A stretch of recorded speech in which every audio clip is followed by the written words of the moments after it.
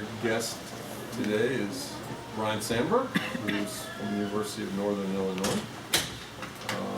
Brian and I met each other in Florence in 2003 when he was working on the Medici project.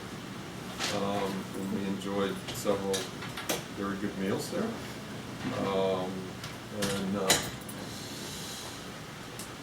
Both in restaurants and in the Villino, which, also, did you live in the Villino? Which, alas, is no longer the faculty apartment there. Reason enough not to go to Piazza. That, along with the fact that you have to teach students who have no interest whatsoever in going to class. Anyway,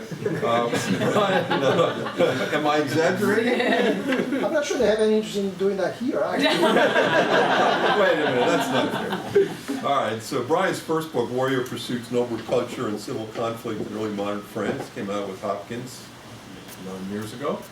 And more recent book, of course, some of you may have seen, War and Conflict in the Early Modern World, 1500 to 1700, which came out 2 years ago, 2.5 years ago. And it's interesting that I didn't know that you had published some of the Medici archive stuff, the Gripples, the Grand Ducal Medici in their archive, 1537-1743, which I presume is some kind of introduction to what's in the archive? Or? It's a collected volume, but it also sets up how to use the archive. And right now he's working on a monograph of virile courage, gender, and violence in the French Wars of Religion, which of course is not today's topic. We thought we'd go Mediterranean just on behalf of Nathan. You want to know all about Barbary pirates and violence or whatever. Usually before we start, we ask everybody to briefly introduce themselves so you'll know who they are. And so, Juan, you can start us off. I'm a fifth-year PhD, ADD. I'm actually Portolan, I'm a seventh-year PhD. Liz Stevens, a PhD student with Florence. Nathan Markowitz, I'm a fifth-year PhD student with at George Mason University. Hi, Amy Leonard, early modern Germany. Howard Spendelon, I study China, which also has problems with pirates and ghosts. I'm also studied, I teach early modern Europe here. I'm Moses Hyde, I'm with ACMCU. I'm Said Kaymakçı. I'm working with Professor Agostal and working on constitutional limits of military reform in the Ottoman Empire. Great. I'm Greg Beeman, I'm a first-year PhD student, trans-regional program. Elizabeth Cross, assistant professor, 18th century France and its empires. I'm Eddie Kola. I normally teach on our campus in Qatar, but I'm here in the history department this week. I work on France and legal history. Gabor Augustin, teaching Ottomans. Brenda Cameron Steinke, I'm a first-year PhD studying medieval environmental history. I'm Matt Flora, first-year master's student. I'm Jacob Burnham, I'm a third-year PhD student. Susan Moore, second-year master's student. And Natalie Donnell, first-year PhD. Matt Cole, early modern France. At this point, mentor of Nathan. Absolutely, that's very nice. So. Well, great. Well, thank you so much, Jim, for having me, and thanks to all the seminar for hosting me. This is going to be a lot of fun for me. I've been transitioning out of an administrative job over the last year and back into full-time teaching and getting back into the research and writing part two. And as Jim mentioned, I'm working actually on 2 books at the same time. They're both dealing with the French Wars of Religion. You're not getting that here. I sent Jim a list of 2 book projects that are nearing completion, as well as some other smaller projects. And I think you had a vote, right? We did have a vote. Okay, so this was the winner, so you get what you asked for. But this is the least baked of all the projects. This is the cutting edge, if you will, of where I'm going with research.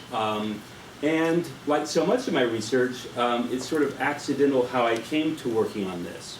But maybe we can get into some of the research first, and then we can bring out some of the backstory as we get into discussion. And how much discussion do you normally do? How long a presentation do you usually people talk for till about 4:45 over there, and then we talk till about 5:30, and then everybody gets thirsty and go out and quench their thirst. Well, that's good. All right, well, I've set this up so I'm not reading a paper. I don't like to read papers unless it's a very formal conference, so I'm just going to talk off the cuff here, and I have a number of visual sources that we can look at together.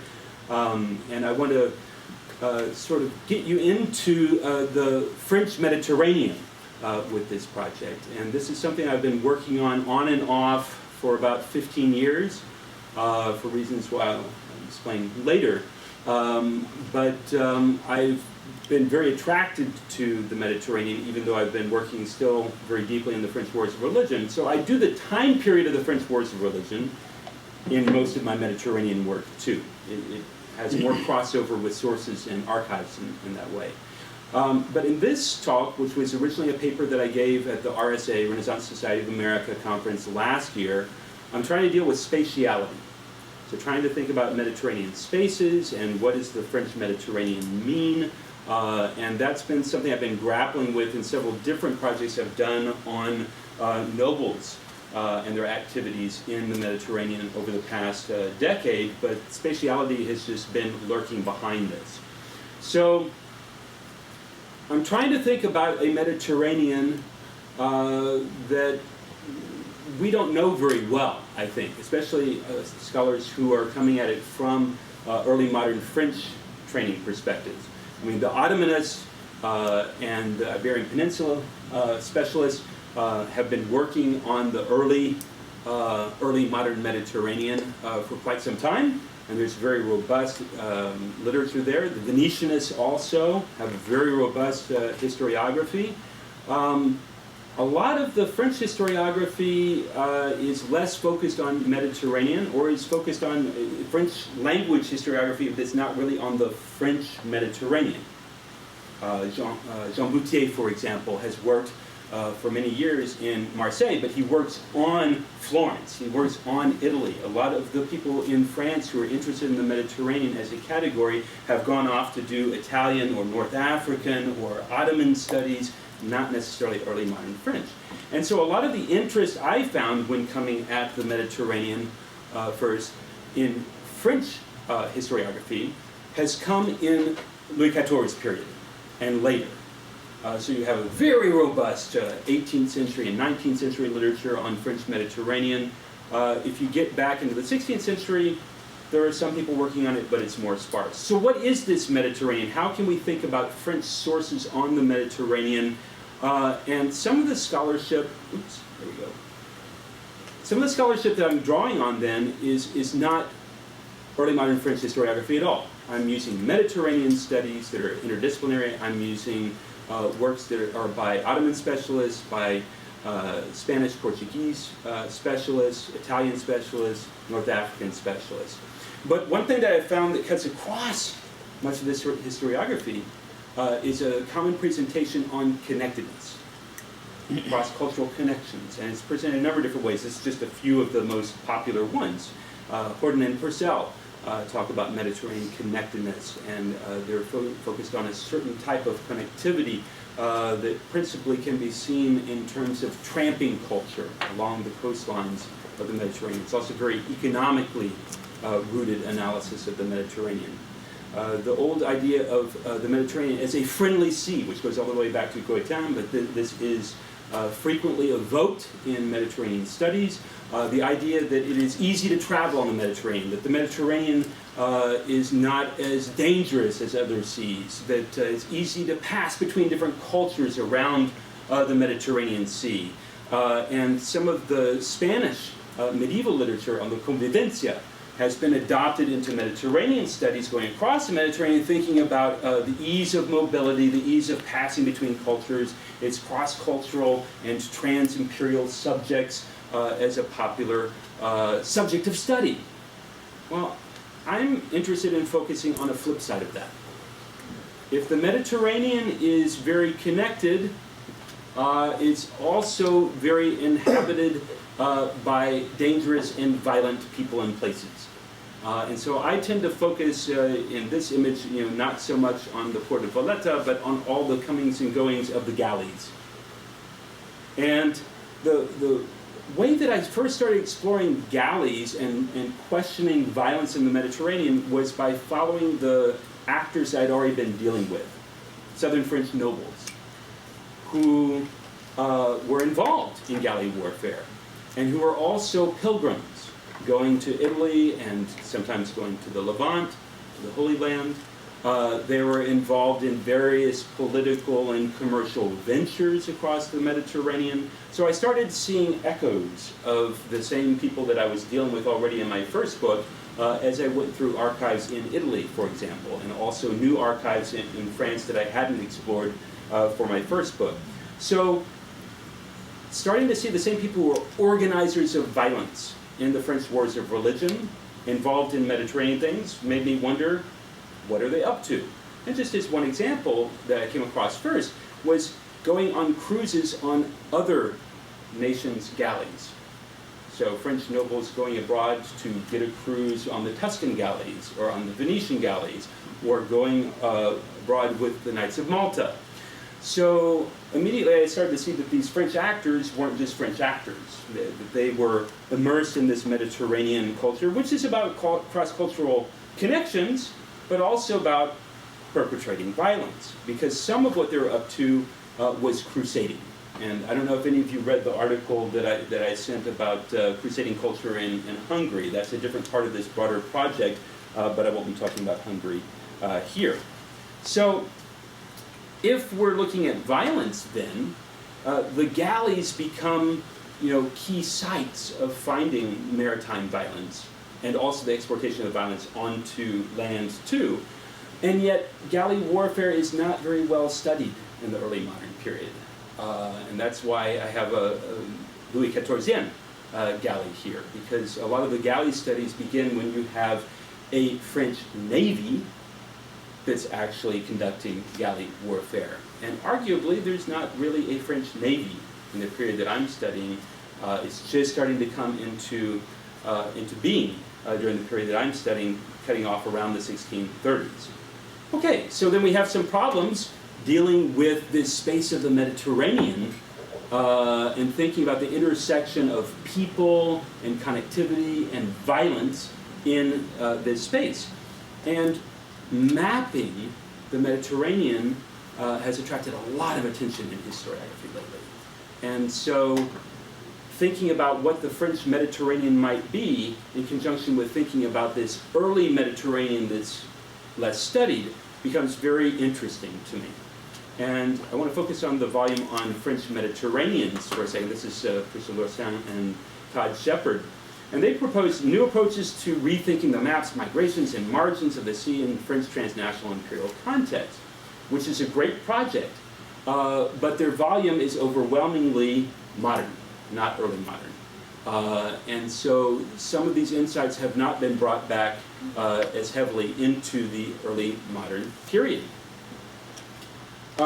It suggests, I think, to me, going back to these sorts of maps and thinking about what types of connections we have. Here you have a Portolan map. It's populated with ethnographic figures.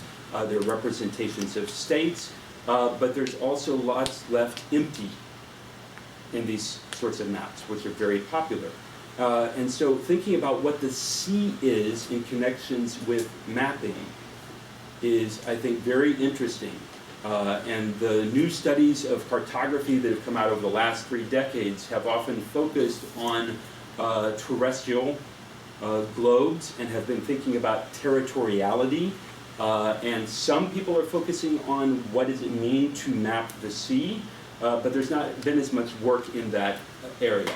The people who are working on some of these issues I find really fascinating. And I want to focus especially on the book here at the center, Lauren Benton, and her more recent work too. Thinking about how you plot the concept of territoriality onto a sea space. And obviously, working on transoceanic history has become very popular lately.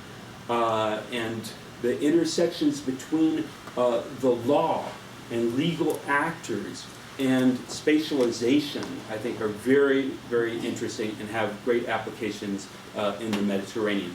So just 2 examples of how you can think about territoriality in these contexts.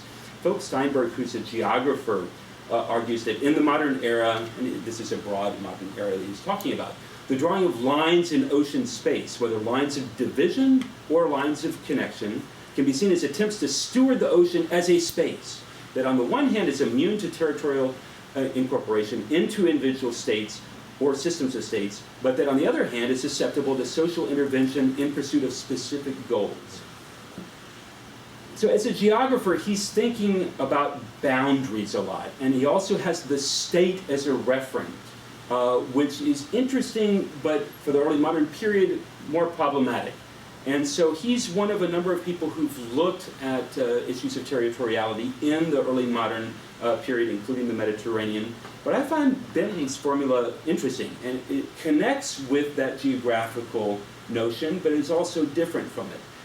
Benton argues that alongside interconnected representations of oceans as empty, vast, and lawless, Europeans held and developed understandings of oceans as variegated spaces transected by law.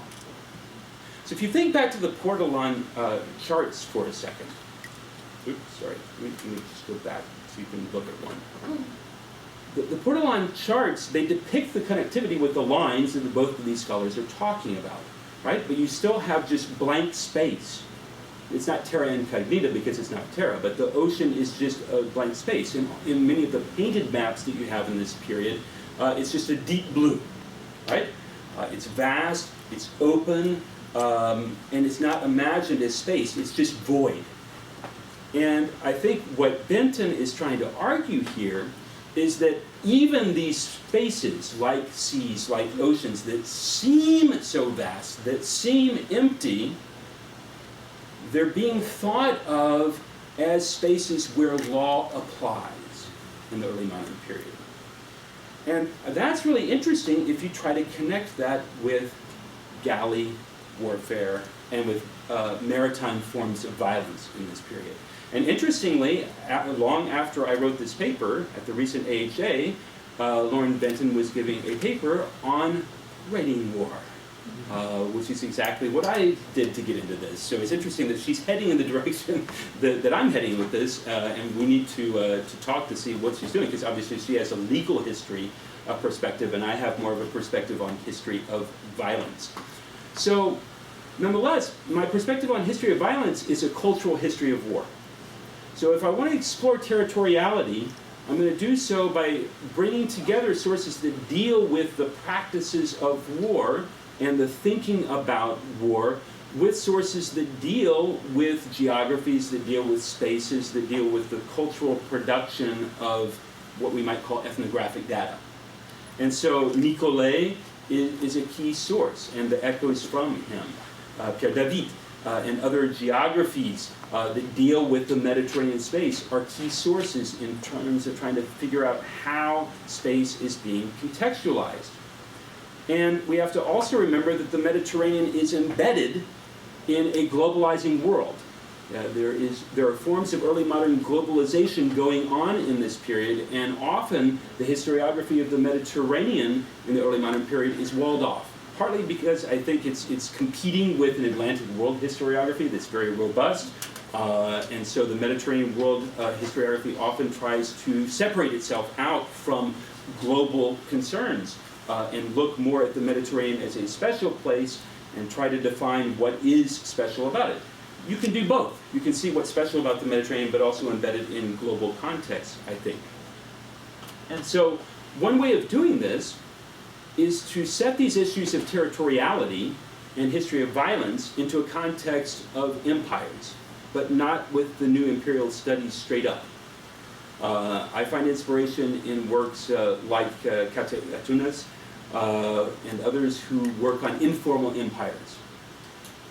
So going beyond having just cross-cultural exchanges or looking at people passing between cultures, but look at informal empires that are created by companies, for example, but also by the Knights of Malta, and also by groups of pilgrims and other non-state, non-imperial institutions that have connections with those other structures, but that have their own organization to them too. So thinking about trans-imperial actors and trans-imperial networks. And what I find is that a number of the nobles I'd already been dealing with, as well as non-nobles who are involved in Mediterranean commerce and financing of war, have these sorts of networks. And I sort of happened upon these networks and still want to do more research to figure out exactly how they work. But I think that this concept of informal empires in the early modern period is really useful in sort of getting out of the trap of dealing with states or empires as the referent point. Okay, so how do we get at the warfare then?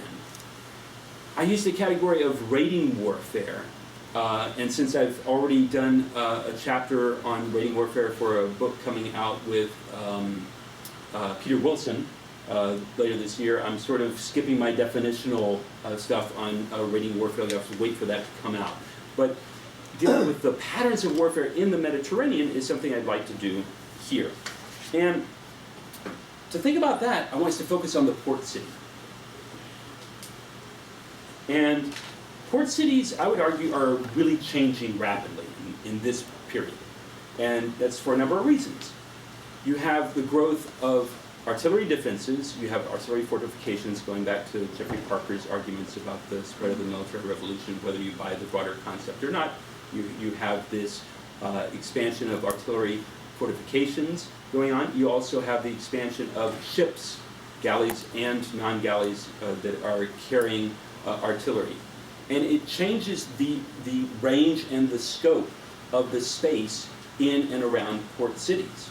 Port cities, as you can see here with Genoa, are expanding laterally as they add in additional fortifications beyond the city center. And they're spreading out along the littoral spaces, and they're claiming those spaces, going back to Benton's legal context here. They're claiming those spaces, and they're also claiming water space as part of that.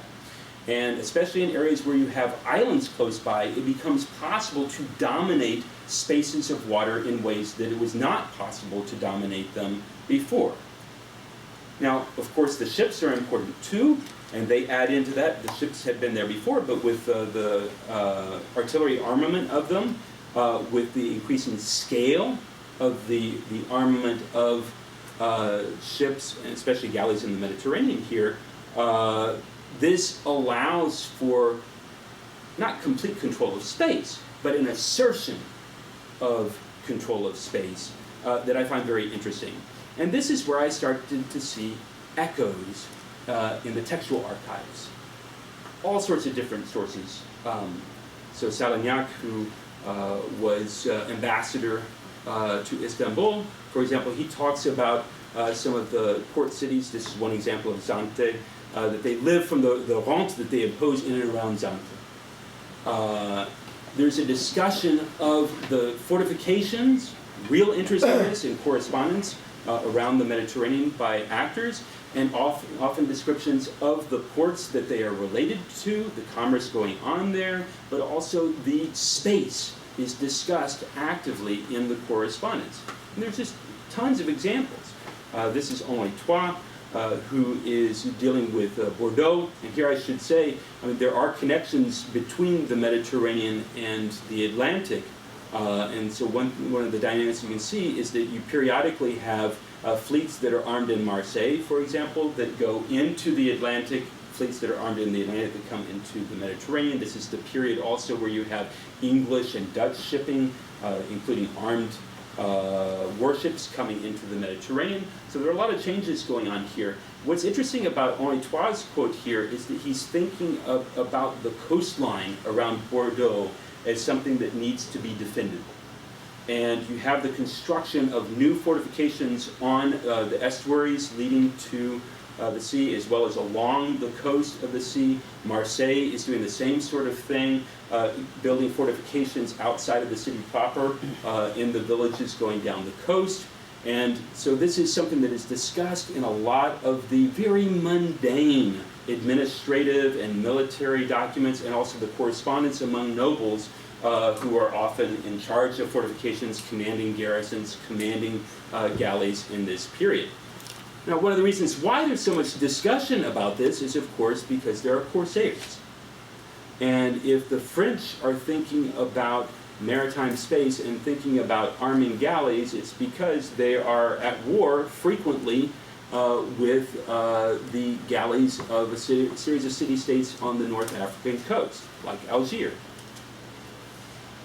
And Tunis is another one that pops up frequently in the correspondence. And I just brought one example. This is Marie de Medicis, who is concerned about a recent treaty. There are a whole series of very minor treaties that are worked out with individual city-states of the North African coast, and they're frequently broken. They have another treaty. And the reason why the treaty making is important from her perspective, and this is a frequent sort of formula, is because of the incursions and ravages, the destruction that's being wreaked on the coastline, just outside of the reach often of the port cities. So this sense of defenselessness of the coastline away from the ports drives a desire to arm and also to build more fortifications. And it's in these contexts that you get discussions of spatiality and territoriality extended out into the sea. And that includes launching military expeditions into North Africa, attempts to seize various cities, especially the smaller cities along the North African coast. Some of these expeditions never come off, but there are lots of attempts to put together crusading expeditions to either hunt for Corsair ships, also to raid for slaves, and also to do territorial amphibious landings to seize posts on the North African coast. So there's this sort of informal empire being constructed here before the French Empire. And the Mediterranean dimensions of the early French Empire have really not been explored as much as, say, the Atlantic voyages, which enter into the Atlantic world and get picked up, especially with Quebec. So I want to go back to the galleys and to try to see where they go.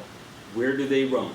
And they roam even into Ottoman waters sometimes. And the peculiarity of the French alliance at times with the Ottomans in this period is very interesting. So you have that whole dynamic, which has been recently treated in several good books and articles. So we can go into that in discussion if you'd like to.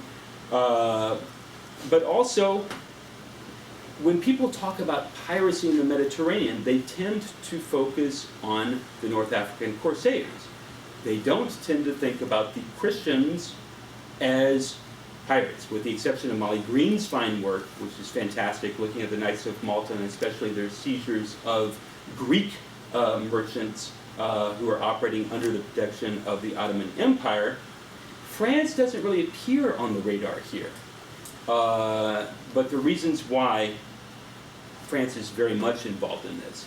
And if you look at the spatiality of the raiding warfare that they're actually organizing here, I think it gets much more interesting, and it has some pan-Mediterranean applications, perhaps. So, if we go back to the individual galley, let's remember in this period, it's usually individual nobles that are arming a galley or a series of galleys, or it's a city. They are primarily not funded and provisioned by the royal state or by a French navy that is sort of coming together in this period. So the institutions of French maritime and naval organization are very disparate, chaotic in this period. And you really have to look at the networks of the nobles with the cities to see how this is being organized. But there are whole fleets of galleys that sometimes go out on cruises. And cruises is really the terminology they talk about. A course, guerre de course, it's cruises. Privateering cruises or piracy cruises, however you want to look at that. So how do they launch these cruises then? And how do they think of this?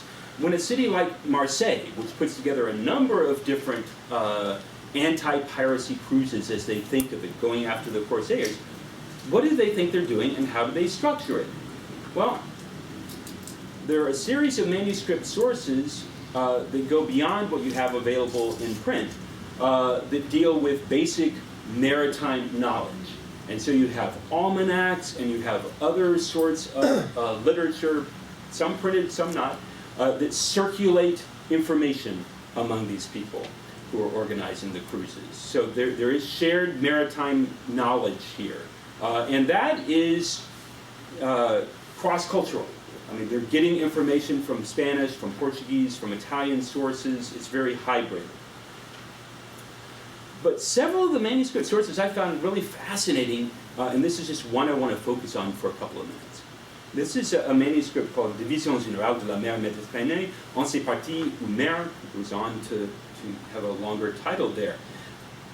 But it's discussing the division of the Mediterranean Sea into different spaces by who is organizing the piracy or privateering raids in those spaces. So in this sense, it's not artillery dominating a space just at the port, even though they're integrated into that. It's which ports can project outward a galley fleet big enough to do a cruise, and they have routines, they have patterns. And some of this stuff has been studied in the Caribbean for the late 17th and 18th century. It's often called the pirate round. And so in that area, we know in this later period that privateers and pirates organized set cruises where they would go on a certain pattern, an itinerary from one port to another, lurking off the port and hitting merchant shipping when they were expected to get there. And there's something similar going on here, it appears, from this source and other similar sources. So thinking about the sea as divided into spaces by raiding warfare activity then, what's up with France? Well, this same source says that the galleys of France are normally doing their raids, their raiding cruises, along the Barbary coast, towards Sardinia and Corsica, Sicily, the Kingdom of Naples, and other coastlines of Italy. And then they add in, rarely over towards Spain, right? So, okay, France is bounded. The French galleys are bounded. We know where they tend to cruise. Now, this is an interesting way of thinking about space. But which French galleys is it referring to? And I think it's really referring to the galleys that are coming out of Marseille specifically. Because there are other fleets that are put together that periodically come into the Mediterranean that are coming from the Atlantic ports, or from ports in Languedoc, for example, much smaller fleets. And then you have French nobles who are on the Tuscan galleys frequently in this period. And you have a lot of French Knights of Malta who are cruising with the Knights of Malta. And they might be cruising officially as Knights of Malta on the Maltese galleys, but they might cruise as volunteers. If you've read my work on noble organization of violence during the French Wars of Religion, then you know that volunteers are very important. On land, in land warfare, nobles as volunteers, bringing entourage and sometimes whole units with them, is a very important way of fighting the French Wars of Religion. It seems to be the same at sea here, because lots of French galleys filled with French oarsmen and led by French nobles are fighting with the Knights of Malta, but they're not part of these French cruises that are described in this source. So even the sources that do lay out some sense of territoriality based on raiding cruises, you have to take them with a grain of salt, because it's always more complicated than this. But when French galleys, whether they are flying a French flag, or whether they're with the Knights of Malta, or with the Knights of Santo Stefano for Tuscany, or another group, they're frequently trying to hit the port areas on the North African coast. So it's this sort of image that they are imagining. And there are sources that deal with the news of these sorts of raiding cruises, both printed and manuscript news being circulated back for a French public that seems interested in it. One example of this is Lepanto. Obviously, Lepanto was a big European-wide and Mediterranean-wide news event.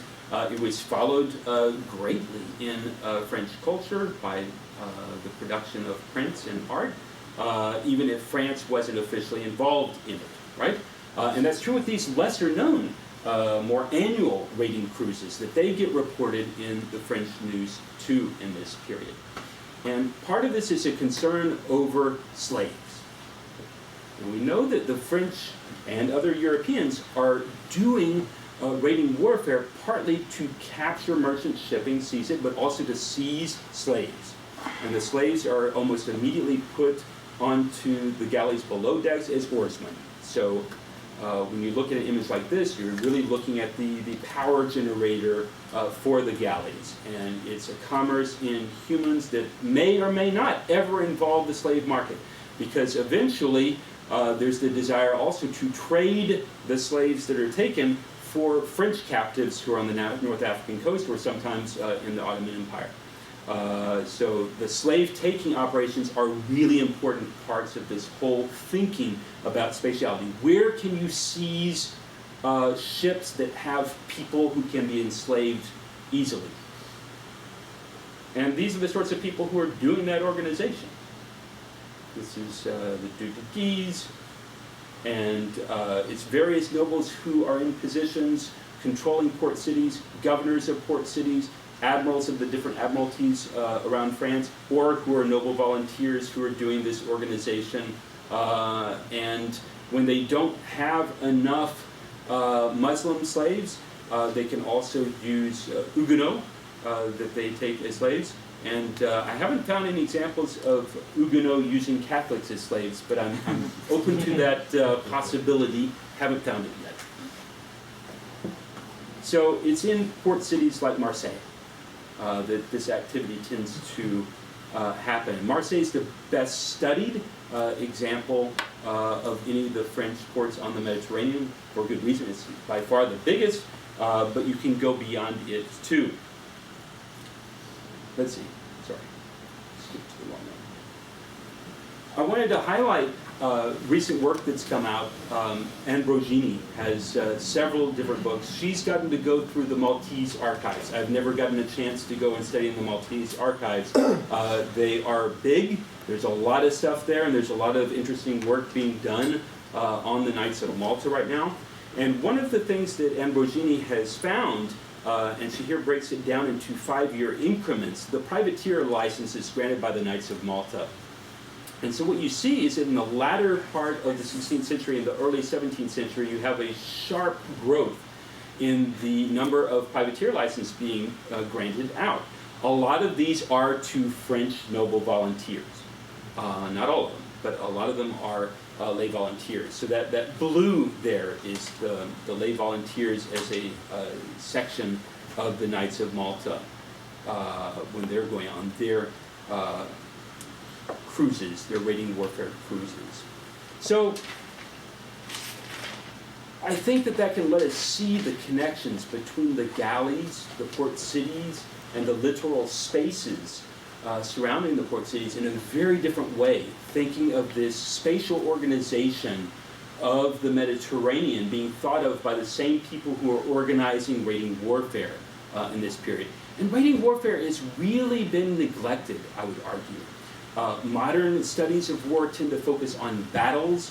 Early modernists have been long pushing for paying attention to siege warfare, urban warfare. That's very important, and thankfully there are a number of people working on siege warfare now.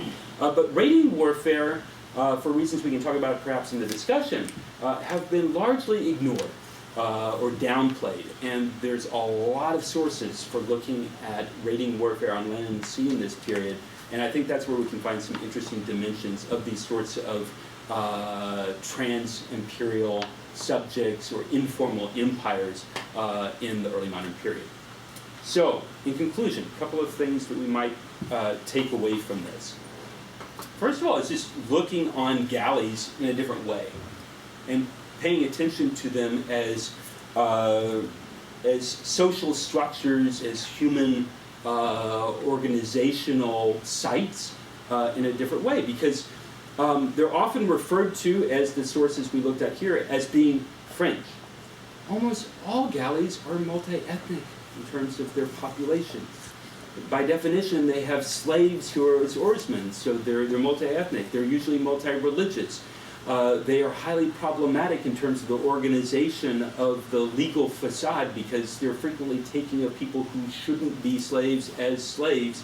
The legal definition of who is enslavable is very important, and yet the galley commanders are constantly complaining of needing more slaves, more slaves, more slaves in order to keep their galleys going.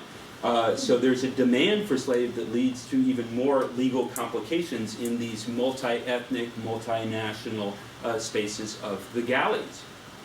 And it also suggests that we think of the role of the port cities and the islands and how they're connected to narrow sea lanes in very different ways here. That the Mediterranean is changing, partly because it's changing of technologies, but also because of changes in human organization of warfare during this period, changes in the imperial dynamics, and the growth, I would argue, of some of these informal empires. It's not an accident that we're heading toward, in this period, the creation of the first companies, like the Dutch East India Company, for example, going on. Many of these informal structures here are heading in that direction. They do not have the same capitalization mechanisms in place, but they have similar types of war finance going on that you're going to see with the VOC once it gets up and running.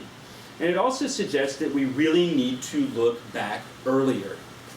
We can't keep confined to the sort of classic vision of the galleys under Louis XIV as being synonymous with Mediterranean warfare, because they represent a late stage in galley development, and they also represent a point where you have the intersection of galley warfare with what you might call modern navies. But in the first half of the 17th century, and certainly in the 16th century, those structures are not there. So you end up with very, very different dynamics. And so this is part of the reason why I think it's fruitful to look at spatiality in connection with raiding warfare and who's organizing it and why. So with that, I'll throw it open to discussion. Thanks.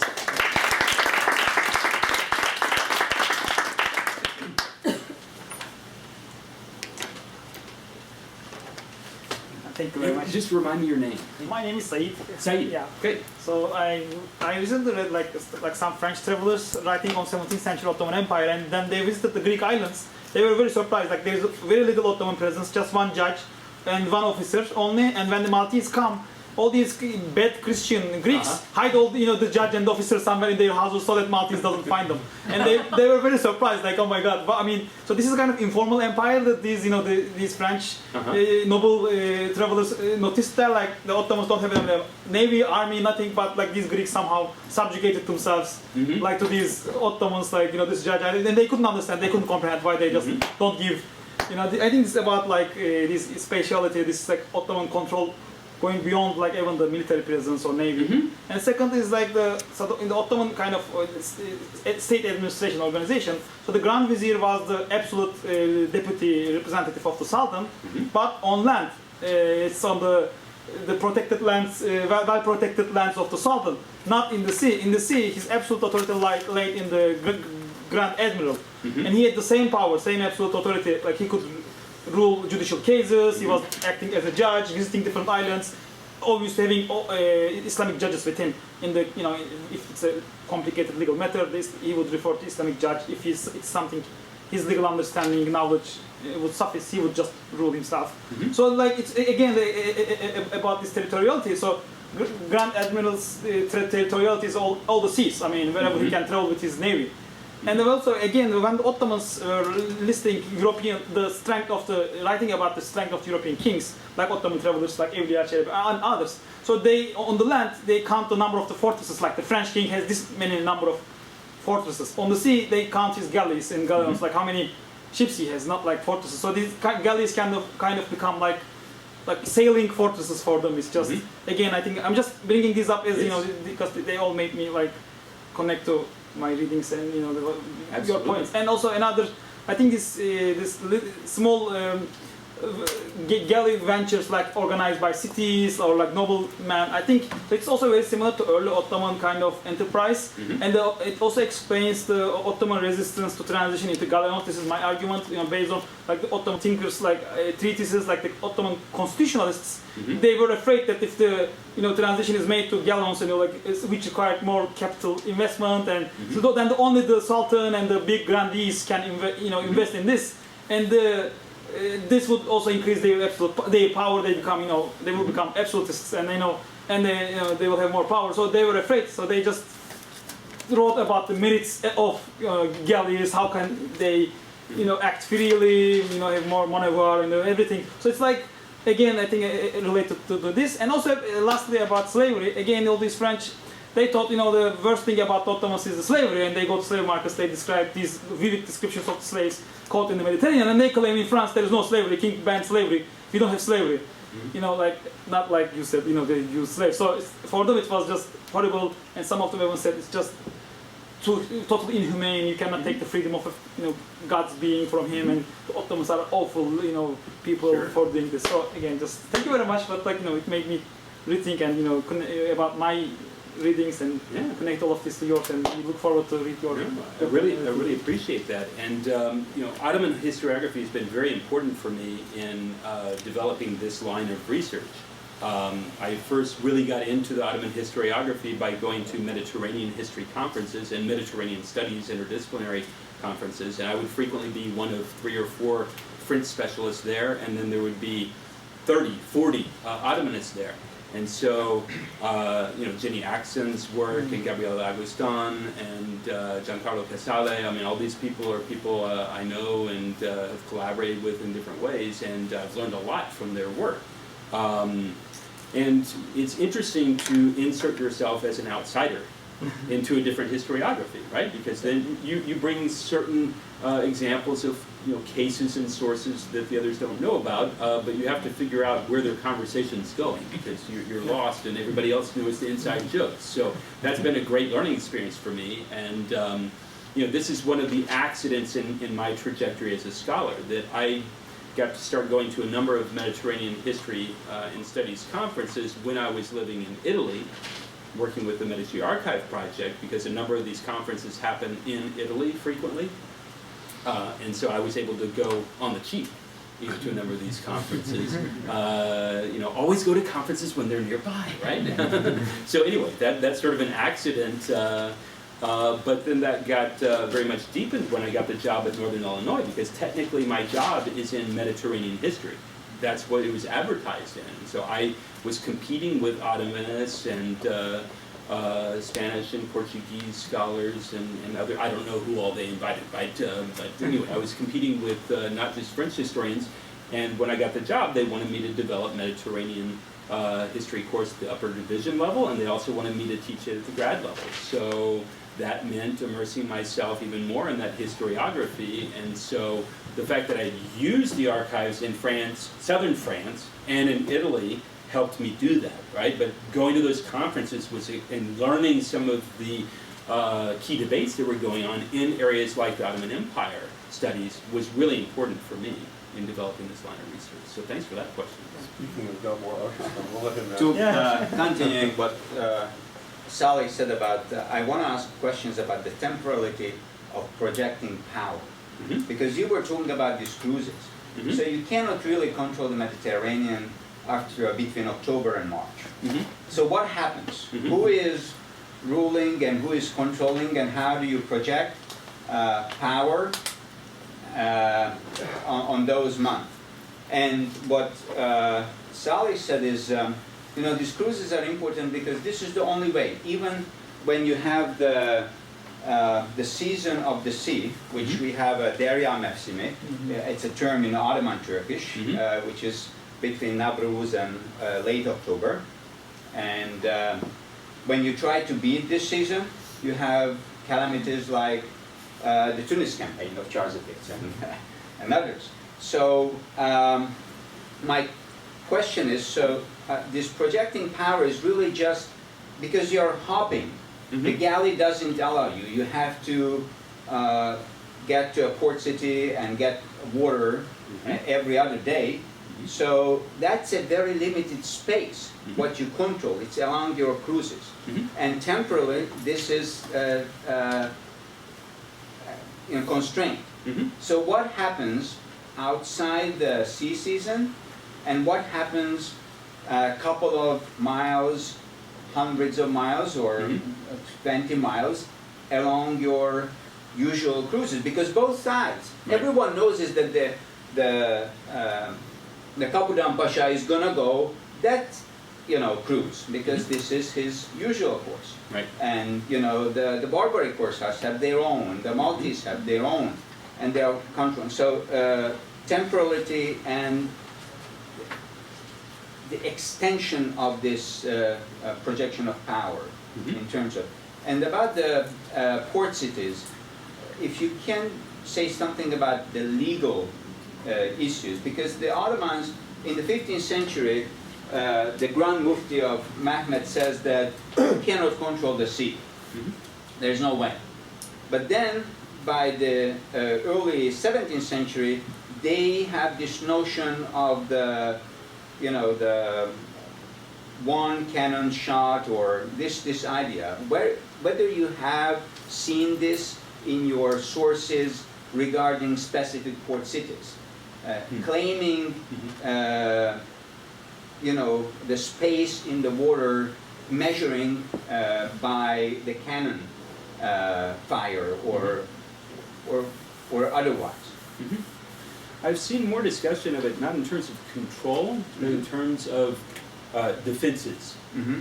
So there's a constant worry that the Crusaders are going to land troops and they're going to take out a village, or they're going to seize slaves in a village, right? Which they do frequently.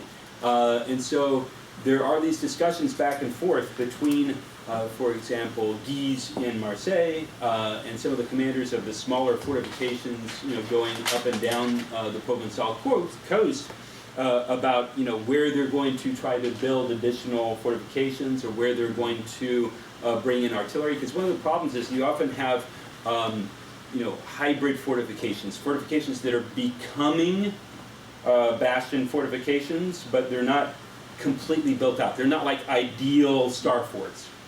And so one of the issues is getting enough artillery to make, whatever the wall state, getting enough artillery to make them credible as fortifications. So you see discussions about where are we going to try to, you know, place artillery, and which, you know, ports are we going to try to enhance. And often that's because there's been a recent Corsair raid that has shown that you know, fortification is not able to protect the littoral space in between there and the next town. So in that sense, it's not that they're trying to project control in a Mahanian sense, but they're trying to think about areas that are defensible, I think. And that's the sort of language of it.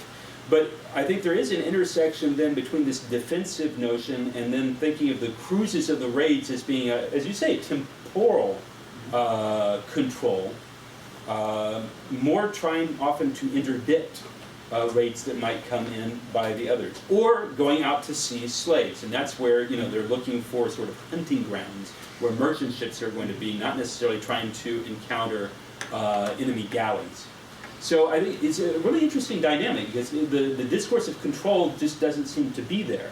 And yet there is a sense of spatiality, both on defense and offense, but with different logics than we might expect coming out of a sort of a naval history training in the modern period that we have, and thinking about the sea in spatial terms. Going back to your other question about, you know, who is ruling, there I think it's much more expansive. That there is a desire not to control the space, but to prevent attacks on ships that are, in this case, French. And so in that sense, and also protect islands. So this is where getting away from the coastline, looking at islands as areas that can be ruled with legal structures and protected from attack. That becomes an interesting dynamic that is sort of a proto-imperial claim. Less sweeping than control, I would argue, but still with aspects of rule being overtly discussed. I like the pirate licenses and the increase, which says exactly the same what we read in Brodel, 1949, that after the Ottoman-Spanish peace treaty, 81, the two empires withdrew from the Mediterranean, and we see the increase in piracy. So it's really, and then the Ottomans, after the peace treaty, they neglected their own navy, and when there was a proposal to rebuild the navy, they calculated and they said, no, it's just so expensive, we cannot build the navy. And they, you know, this is during the Lange Türkenkrieg, right? Because there was the Mediterranean lobby and the land lobby, and the land lobby won, and they ended up with the 50 Years' War in Hungary. Yeah, well, and on this point about the Navy, thinking about the French Navy specifically, I mean, the best work that I know is by Alan James, on the French Navy, and it's a fine work, and it definitely pushes our knowledge of the French Navy back in time. That's great. But it's a very institutional approach, and thinking about the commanders, the admiralties as institutions. And so in that sense, it's more connected with the conception of the French state than with either an idea of empire or a notion of informal empire, which might be completely separate from broad imperial claims of the crown or any sort of state, apparatus. I think we have to rethink this, because we think about the Ottoman Empire. The Ottoman Empire had a navy. It's not really the Ottoman Empire. When they incorporated the Barbary corsairs, that's Barbarosas. And then you have the Kaptan Pashas, the generals, and they have their own. And then in the 17th century, they forced, wealthy Ottomans to outfit their own galleys. So to what extent this is the Ottoman Navy? And, Spain never had a navy, per se. It was, Andrea Doria's navy. And so we have to, I think, rethink this imperial navies even in empires that are perceived as autocratic and centralized. Well, and David Parrott's book, on military enterprise has been focused on for its land war dimensions, and I would argue he sort of inserted the sea warfare parts after the fact. Having talked to him, I'm pretty sure that that's how he's. He also probably just got it from Alan, who was from. Yeah, sure. But nonetheless, I mean, it's helpful to think about military enterprise. I mean, Carl Ryan Phillips, did great work and the best work in terms of organizing, naval vessels on noble dime, if you will, and that's what the French are doing here too with galleys. I think very similar to that sort of dynamic, except even looser sort of royal connection in many cases. But this is.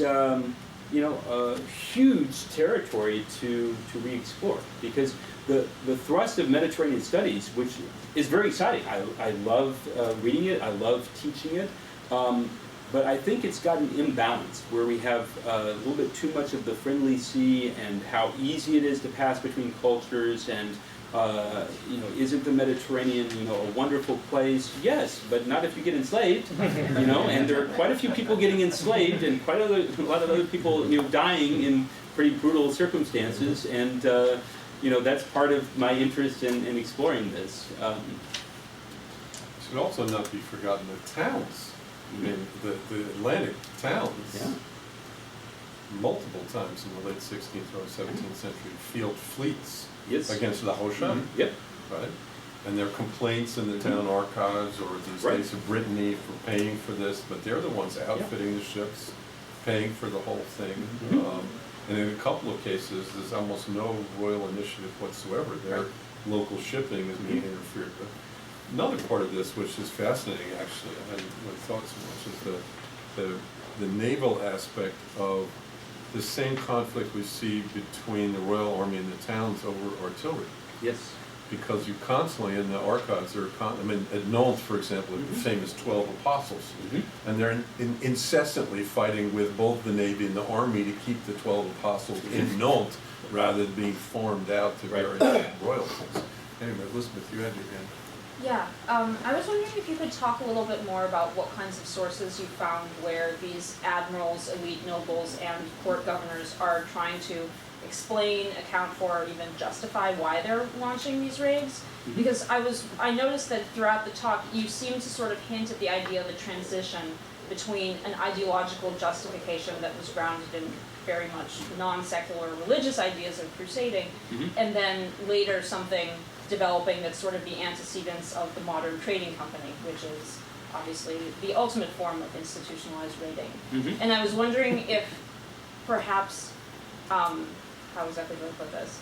So you describe sort of these ideologies as somewhat proto-imperial, but I'm wondering if it's really something more of a transformation from a religious ideology of crusading to an ideology of commercial reason of state. Yes, and yes is what I would say. Okay. I think that they're very intertwined.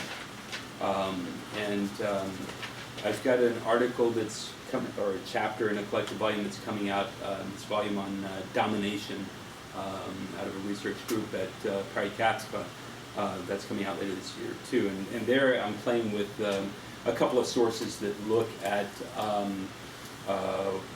basically global imperial claims of the French crown in the late 16th and early 17th centuries. So one of the key sources that I look at in that piece is produced in the Regency of Marie de Medicis, but some of the others go back into the 16th century. There are imperial discourses well before there's a French Empire. And so that's one of the real interests that I have in this whole project.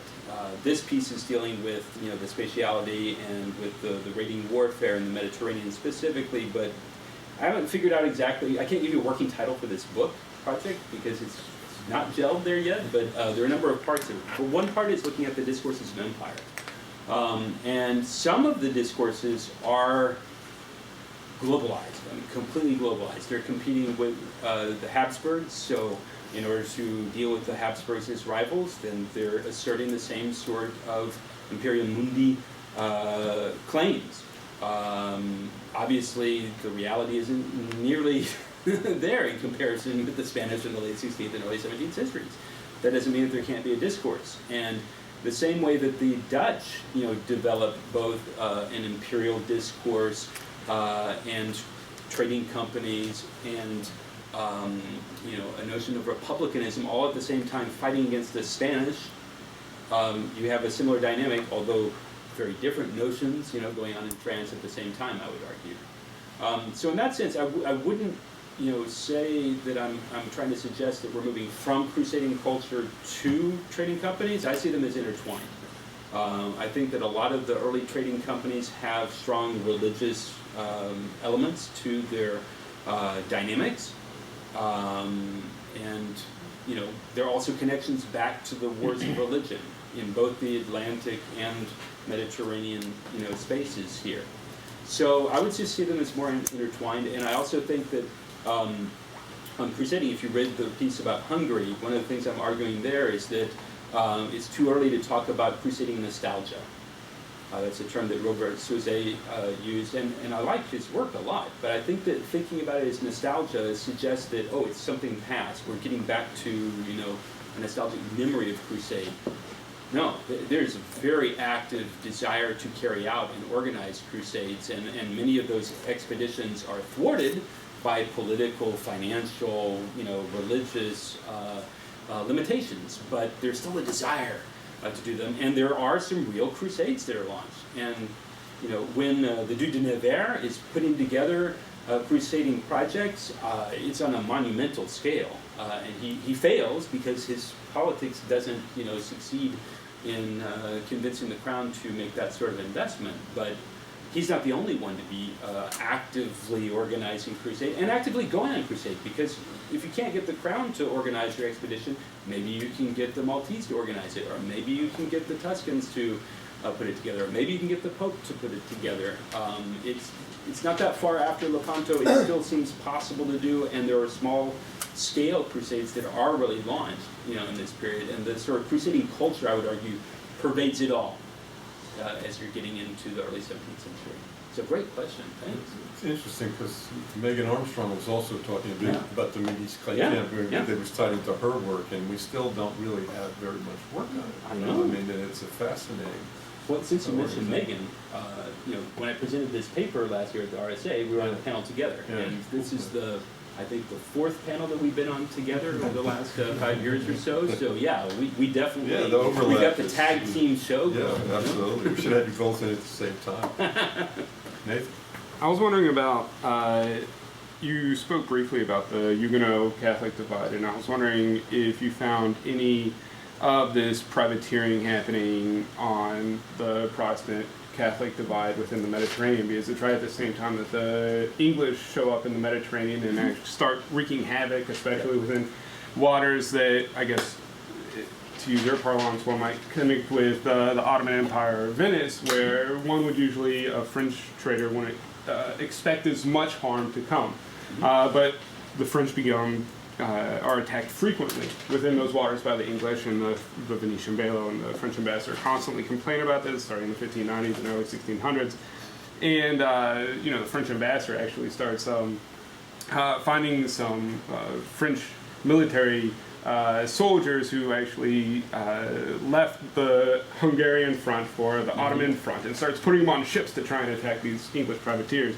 I wonder if that's happening more on the Western front. I mean, there's other Western Mediterranean. I wonder if there's other. The Dutch, for instance, would join up with the North Africans at times to fight Catholic powers at sea, and then return to the Netherlands and live out nice, happy lives, I guess, after the fact. But have you seen the Frenchmen, French Catholics seeking out English ships in the Western Mediterranean or something like that? I haven't seen, searching out English ships specifically. Could happen. What I have seen lots of is from Provençal and from Languedoc ports. You have Catholics that are going into the Atlantic to fight against the Protestants who have lots of privateers operating out of La Rochelle and other ports in the Atlantic. You have Huguenot privateers and Dutch ships that are coming into the Mediterranean in order to bring arms. I've got several documents that talk about arms shipments coming in to support the Protestants who are fighting in the early 17th century religious wars in Languedoc, for example. So I would imagine that there are some examples of Protestant nobles doing the same sort of cruises, but I haven't really pinned them down. Of course, here the demographic disparities are a problem, right? Because at their high point, the Protestants probably were between 10 and 15% of the French population, and it's dwindling after St. Bartholomew's gradually as you have conversions and internal missions going on and all this. So the sources too are very imbalanced, right? I mean, you get way more sources that are dealing with the Catholic side of things than the Protestant side of things. And the fact that most of the royal administration of fleets and ports is in the hand of Catholics. There are brief periods where that's not the case with certain ports, but it's mostly Catholic. So the sort of records that you can find readily, tend to be heavily skewed Catholic. So it's harder to find the Protestant action, but in the Mediterranean. You see much more of it in the Atlantic and the English Channel, and it's the connections with the Dutch revolt, I think, that are part of that, as well as the wars of religion, on the Atlantic coast. We explain some of that. So that's my best sense of it at this point. No, I'm Sorry, I don't know your name. Moaz. Thank you so much for your talk. It was really interesting. And sorry, what was your name again? Moaz. Moaz, okay. One thing I was, 2 points. One, I think there's a discussion of like territoriality over the sea, and I'm actually remembering there was a Moroccan dispatch to the Ottoman Sultan where they called the Ottoman Sultan the ruler of the seas and the fishermen. So there is some, I think, conception of this at times. And the other thing is, when I think of raiding warfare, when you mention the word raiding warfare, the first thing that came to my mind wasn't actually the Mediterranean, but basically Crimean Tatars on the Kipchak steppes, fighting Cossacks, enslaving individuals on both sides of the frontier. And taking that in mind, I mean, where horses are basically acting the same way as these galleys are on the Mediterranean Sea in some aspects, can we maybe consider this Western Mediterranean as some form of almost a frontier? Certainly for the Ottomans, I think it was in some aspects, but Algiers basically being an autonomous state, if you will, that was a privateering state that had a socioeconomic role. And as you mentioned, Marseille, even they were, I mean, certainly I don't want to say they're a frontier, but they had many autonomous attributes that we may say are some equivalent. So I don't know if you maybe start to consider that. Absolutely. So literature on frontiers, and even more so on borderlands, is really important part of the background for this work. So informal empires, the literature on empires, putting that together with borderland studies and a lot of the cross-cultural connectivity studies coming out of Subramanam's work and others looking at that form of connectivity and plugging it together, with Gordon and Purcell, more economic, forms. Borderlands, I think, is really important in thinking about raiding warfare. And here maybe, I should explain, how I got to that too, because, my first book, was dealing with southern France, looking at organization of religious wars in the early 17th century, but the key category was dealing with civil conflict.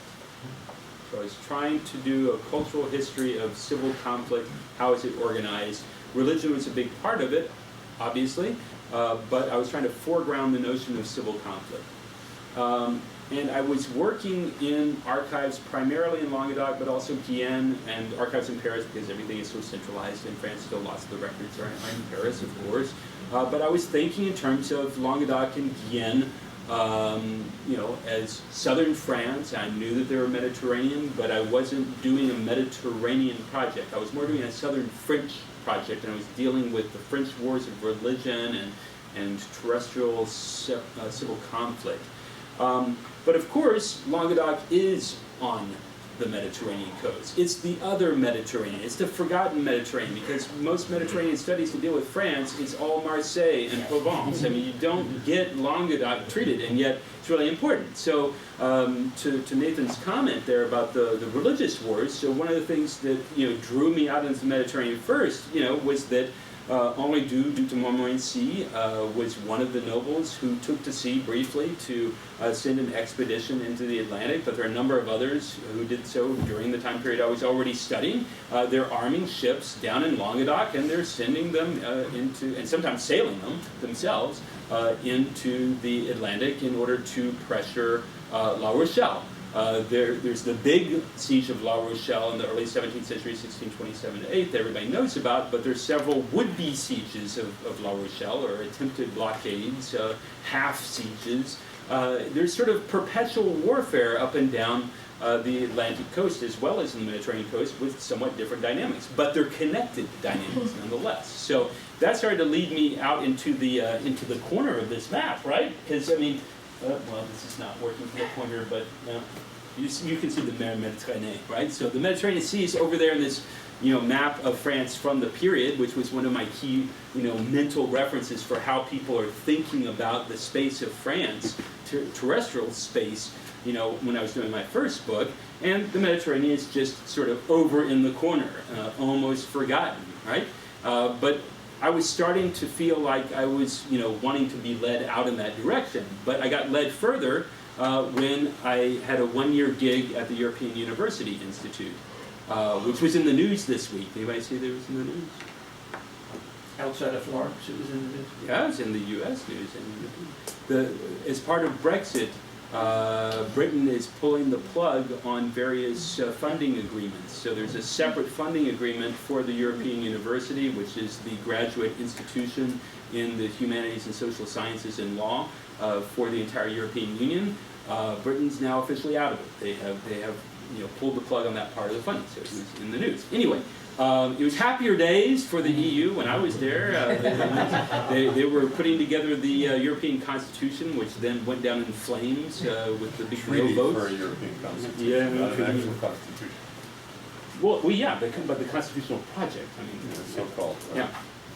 But anyway, so I was there at the European University. I was in Florence, and I was using archives that were in Florence, looking at Franco-Italian connections, because certain people, Caterina de' Medici and Maria de' Medici, have certain Florentine connections, so there's some good French material there, both in French and Italian and other languages, actually. And then I ended up staying on in Florence to work with the Medici Archive Project, which is a big digital humanities project dealing with the archives of the entire family in Medici state in the early modern period. And I was in the position of working the archives for 3 years, but not primarily on my own stuff. So I meant I was reading all sorts of stuff in French and Italian and sometimes Spanish that you know, was not what I was actually working on at the time. So you start to get deep knowledge and lots of accidental discoveries that intersect later with what you're working on by sitting on an archive, you know, for that length of time. So Borderlands, to get back to your question, Moaz, came in for me, I mean, as a teaching issue. I was teaching, you know, various aspects of Borderlands studies for quite a while, but in terms of my writing, when I started to put together the book on war and conflict in the early modern world, and Borderlands I thought were a very important type of space to deal with, especially in the chapter on raiding war. And so thinking through Borderlands across different historiographies spanning the globe, and trying to see them not just as localized, but what can you compare across different borderlands? Because a number of the borderland spaces tend to be treated in their own microscopic area. You know, you have the middle ground, you know, of the Great Lakes, and you have the borderlands of, you know, northern present-day Mexico, southern U.S., and you have the Ottoman Habsburg frontier, and a lot of these tend to be dealt with in disjointed, you know, fashion rather than thinking about what connects. So indeed, I mean, looking at Eurasian steppes in connection with Mediterranean rating, I think makes total sense. And that's how I try to approach it there. And it's not that everything is comparable, but it's nonetheless good to read with always these different spaces and consider what does, you know, replicate in terms of pattern. I want to add one thing in there, because a lot of people in the room are not necessarily French historians talking about raiding warfare and the French wars of religion.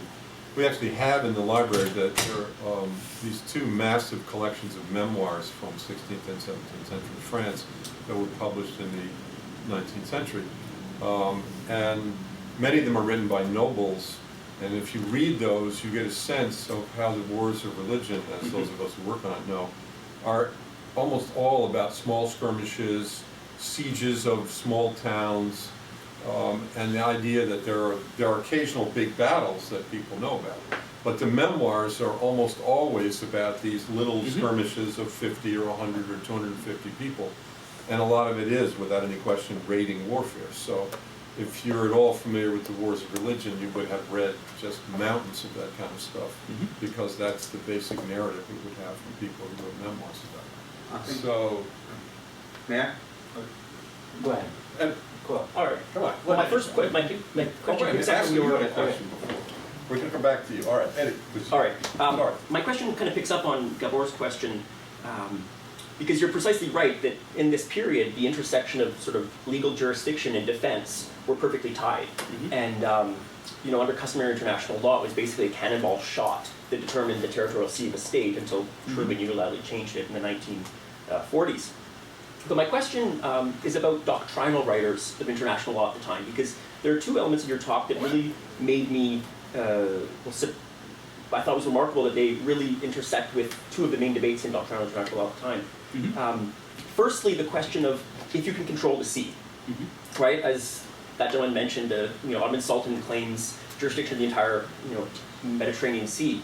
But you know, someone like Hugo Grotius is making really very much the opposite argument, and it tracks almost perfectly with one of the secondary quotes you had up there. It was basically a Grotian definition of the freedom of the seas. You can go where you want, you can fish, but no one can claim it. And then the flip side of that is, of course, John Selden's arguments about closed seas, and that tracks perfectly with what you were saying about different areas of the Mediterranean being sort of jurisdictions where people are sort of controlling piracy or whatnot. So I was curious if you've looked at, or if you think the doctrinal writers of international law sort of intersect with this story about the Mediterranean, because of course the historiography right now really is putting that very much in a debate about the East Indies, and Grotius is talking about sort of access to the Dutch and East Indies. But like I said, it tracks very closely with your Mediterranean work. The second point, Grotius is probably even more famous for trying to put a formalistic approach to war. But you're talking about sort of these informal raids, these, you know, galley raids, which are sort of outside the realm of sort of traditional formalistic warfare, made me think sort of what was going on there, because of course another thing Grotius talks about is states becoming sort of the only legal combatants. And so when you were talking about how there's really no French Navy at this time, it's you know, different aristocrats or different cities that are raising these galleys, you know, that very much goes against the trend that Grotius is talking about in, you know, European warfare, that you have to be the sovereign to legally combat. Now that's from sort of, I think, the later part of your work, but I was just curious if these debates enter your thinking at all. Absolutely, and you know, fortunately, Lauren Benton, as a legal scholar, is dealing with those a lot, and one of her key categories in the book that she published in 2010 is indeed on sovereignty, so she does a rereading of Grotius, and Grotius does come in the very end of this period, but there are Gentileschi and others who are dealing with these same sorts of questions, but more centered in the period that I'm looking at. So yeah, I'm very interested in that. But I'm trying to look, or at least focus on the practical elements. So I'm interested in the juridical discourse, where it gets put into practice. So I want to know it. I'm not trying to go in and you know, do a rereading of all the different legal scholars. or theorists, political theorists on issues of sovereignty. But I think, when you look at any of the big, scandals that get written up, or incidents that get written up by some of these legal scholars, I mean, like the Chateau d'If incident, and there are actually a series of them. This is the island that's off of the entrance to the port of Marseille. And the Tuscans get involved in holding it at one point, and corsairs are trying to seize the Chateau d'If at other points. There various attempts to bottle up the port of Marseille by taking one island off of it.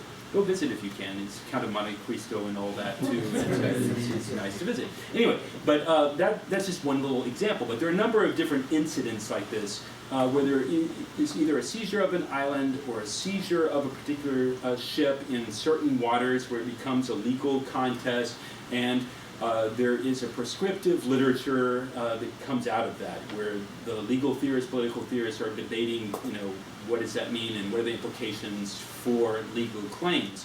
But there's usually also a polemical literature about it too. If it's a big enough incident, there'll be some pamphlets dealing with it. Some of those have been treated well, some of them haven't. I haven't really explored those fully, but I've taken down the citations on them so I can come back to them. But also in the correspondence you see this, and there it's more in terms of towns and cities, and when I say towns I mean the civic magistrates and the noble governors, looking at how to shore up defenses, how to prevent this from happening. So there are a lot of concerns about, in Marseille, about Chateau d'If, but also the Ile d'Hier and other islands that are sort of down the coast in Provence that they see as threatening their commerce, right? And so they may not be able to control the seas, but they're thinking about how to control the land sites which have possibility of observing the seas at least, and then defensively reacting to any threats that come in there. So that's where you do have a real intersection, I think, between the more practical lived realities and the echoes in the archives of those with the theorists and their deliberations about what does this mean on a global scale. Yeah, that's good. Thanks. Ashton, we're back to you. Getting along with what we were talking about, do you see many examples of kind of intra-French conflicts, not between Protestants and Catholics with wars of religion, but with the nobles that you looked at in southern France spilling over into the sea as kind of another forum for that kind of conflict? So you mean actually fighting with each other, or you mean political conflicts? Either or. Political rivalries all over the place, because nobles who have offices, whether it's governor of a port city, or they have one of the admiralties, or they command a galley, or they command several galleys, they are often then competing with other noble officers during wars. So even if they're fighting the same side, they're competing for prestige, they're competing for glory, they may have been slighted for an office or command. Then you have issues where on the Catholic side, there's some new Catholics. There's some families who have converted from Protestantism, and often they seem to be suspect. So there are those sorts of issues too. And new Catholics are sometimes thought of more in the Mediterranean in terms of Jewish conversos. But you have this dynamic of Protestants who convert. And some of them are very avid Catholics. They want to go on crusade, they want to go on pilgrimage, they want to show their Catholicity. So there are these sorts of rivalries which don't normally come to blows outside of duels perhaps, but nonetheless affect the fighting of the conflicts. So there's not like a spillover of land conflicts into the sea? Well, there is when you talk about Catholic versus Protestant. But not. I mean, absolutely. Kind of So the wars of religion, yeah.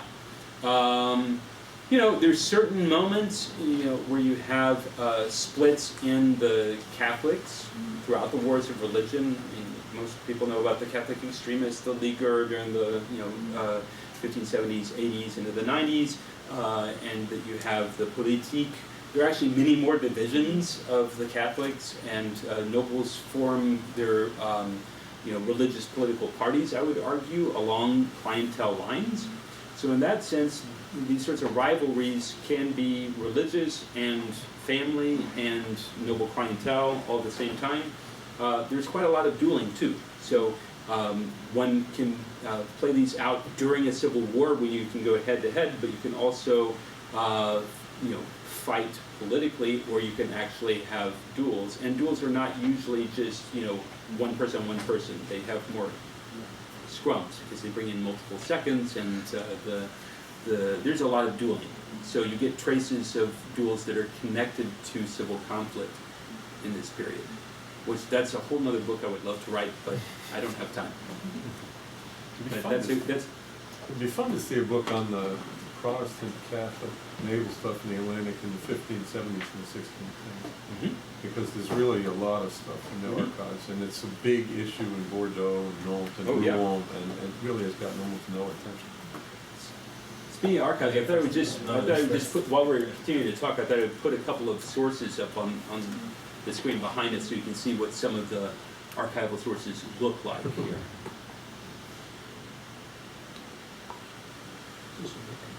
Did you? Since our time is nearly up. Okay, so I have a little bit big question is related to our last speaker is Professor Meister Green.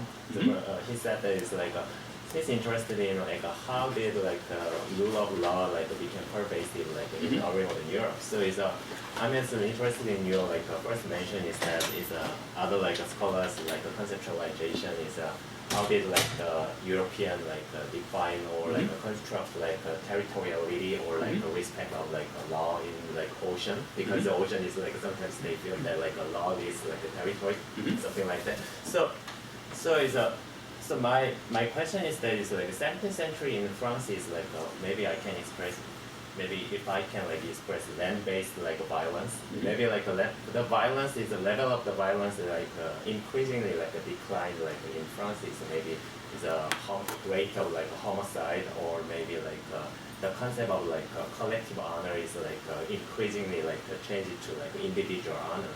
So it's maybe level of maybe violence is a little bit it declined late of 17th century. So I'm curious about that this kind of a pattern of decline is applied to sea-based violence, or maybe violence in this kind of galley warfare, something like that.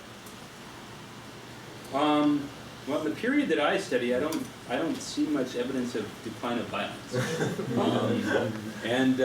I'm very suspicious of Steven Pinker style arguments about decline of violence. Statistics that he uses. Yeah, well, right, but I mean just the general idea. Some of the other scholars that he's tried to use to spin that.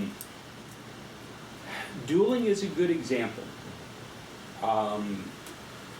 Dueling changes in terms of the use of weapons, in terms of the culture, in terms of the people in society most associated with dueling. How far does it extend out from the noble elites?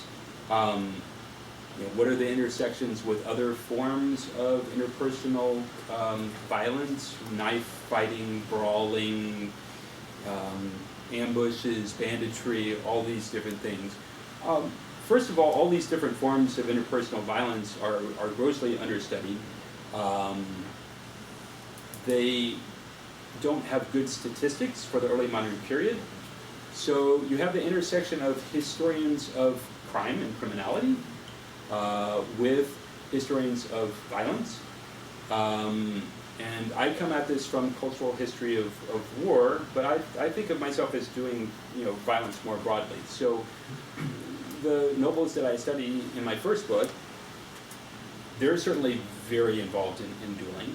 There's certain prescriptive literature that tried to abolish dueling, so there are legal injunctions against dueling. They're not very effective, and dueling continues on. I mean, Hervé Dravillon and company argued that dueling continues apace up until the First World War. Now, it changes weapons and culture and all that, but his argument is that it is the destruction of elite European society in the First World War that ends dueling, effectively. There is no decline just shifts. I don't know, it's hard to put together, and I think quantitatively you'll go down a black hole unless you can get an army of grad students to go and hunt down legal cases. And one of the reasons why is that very few duels are actually prosecuted. You can have prescriptions against it, but a lot of this stuff is done underground in the back alley. It's talked about, and then I've got cases of the French nobles in the wars of religion who are dueling effectively in warfare. I mean, their skirmishes, to get back to the sort of skirmishes that Jim is talking about here, are, you could consider, sort of a form of private war, but it's not private war. It's private and public. It's all blended together, and it's religious as well as political too. So I see, the forms of interpersonal violence in periods of civil conflict as being related to that conflict. You often have difficulties in sourcing it to pin down, okay, what is the issue that's bringing this particular family to have a, personal vendetta or whatever with another one. One of the best books on this in the early modern period, in my opinion, is Ed Muir, Mad Blood Stirring. And it's a fascinating book. I assigned it to my students in my Renaissance course. And he deals with it as a matter of a culture of violence among the elite.